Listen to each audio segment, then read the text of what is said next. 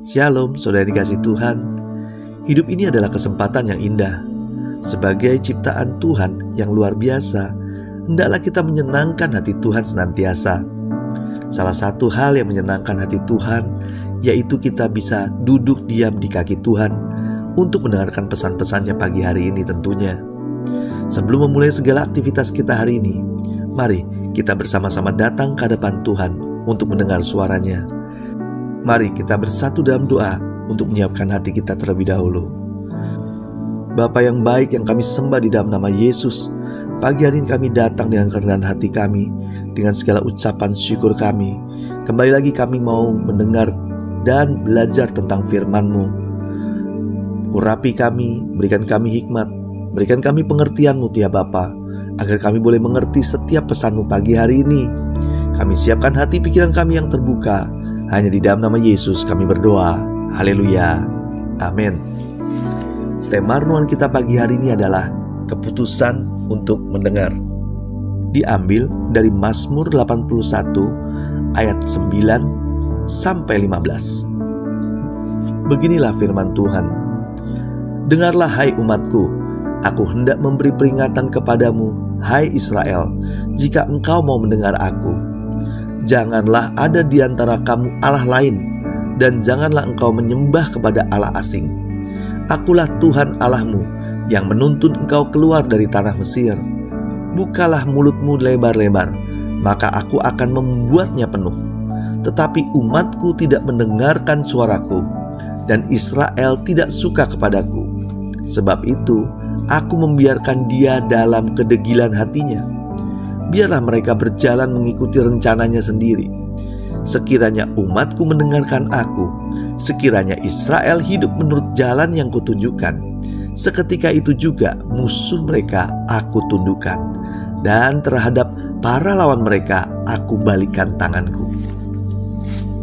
Saudara yang dikasihi Tuhan, seringkali kita menjumpai saat ibadah berlangsung, tidak sedikit orang Kristen kurang memberikan perhatian yang sungguh-sungguh ketika mendengarkan firman Tuhan.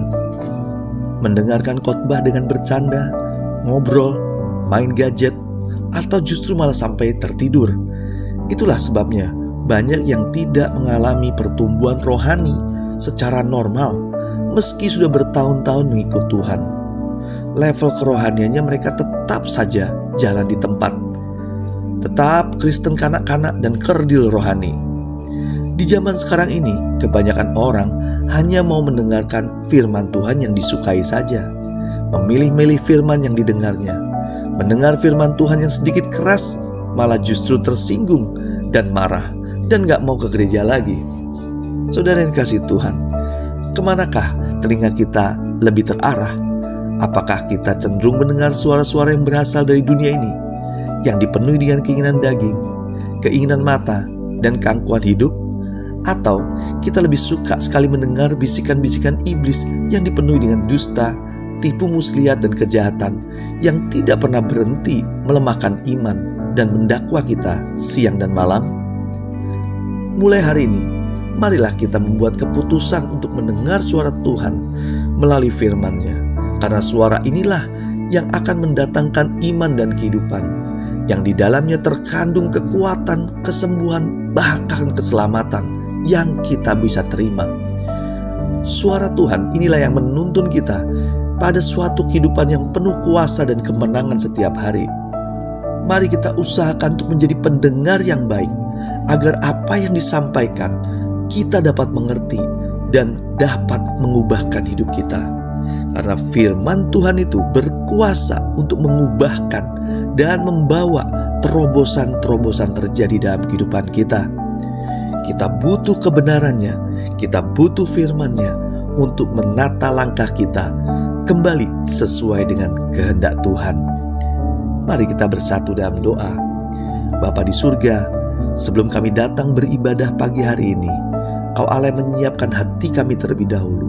Kau yang menyiapkan juga telinga kami terlebih dahulu, agar kami boleh datang beribadah dan memberikan telinga kami untuk kami bisa mengerti dan memahami setiap kehendak Tuhan. Ajar kami untuk mendengar kehendak Tuhan dengan baik, agar tidak ada pesan-pesan Tuhan yang terlepas, yang tidak kami boleh mengerti. Tapi Tuhan yang memberikan hikmat pengertian-Mu, agar ibadah hari ini kami boleh menerima pesan Tuhan yang kuat, yang membawa kami hidup dengan kokoh di hadapan Tuhan dan mengalami kemenangan demi kemenangan. Tak lupa pagi hari ini kami juga datang untuk memohon berkat Tuhan dan penyertaan Tuhan, perlindungan Tuhan untuk kami dan keluarga kami. Kami percaya hidup kami senantiasa diberkati Tuhan dan menjadi berkat buat banyak orang. Di dalam nama Yesus kami berdoa dan mengucap syukur. Haleluya. Amin. Selamat beribadah. Tuhan Yesus memberkati.